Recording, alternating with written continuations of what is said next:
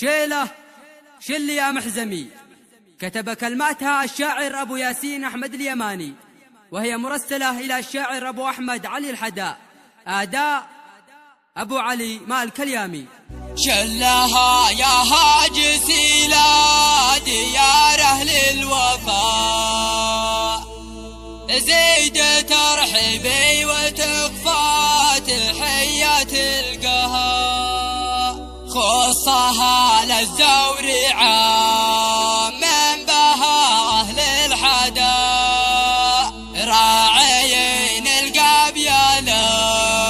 إحساسها وصولها. مونتاج وإخراج الراديو الصوتي. شلها يا هاجسي لا ديار أهل الوفا، زيد ترحبي وتكفى تحية القها، خصها للثور عم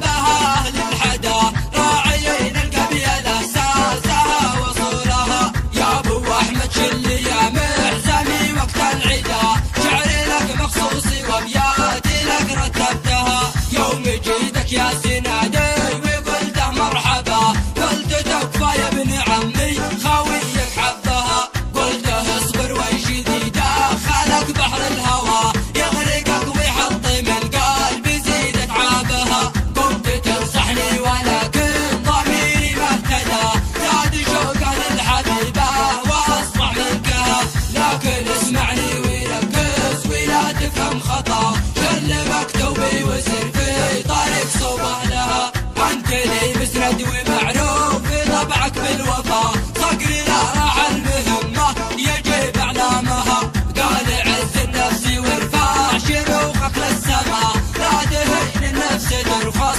ولزم حدها، قلت زادت شعلة القلب وفؤادي هوى، ما تذوق النوم عيني وبالي عندها، احلم احلم احلم احلم الوجه السمحوه، لا يا ودي ودي سلبني نص عمري ونسري بعدها، بنت مزيونة وتنحب من اول لقاء، قاتلة في الخلق ما شفت مثل اوصافها، شكوتي لله ذي فوق عرشها استوى، ما يخيب راجيه يا ابو احمد سرها، افزع افزع افزع افزع الفزعه مع اخوك وانت قدها، عارفك نشمي وتعرف من تدخل لها، جيت لك متعنيا فيك يا رمز الحدا، لا دخلت في قضية تهز اركانها، جيت لك متعنيا فيك يا رمز الحدا، لا دخلت في قضية تهز اركانها. شيلة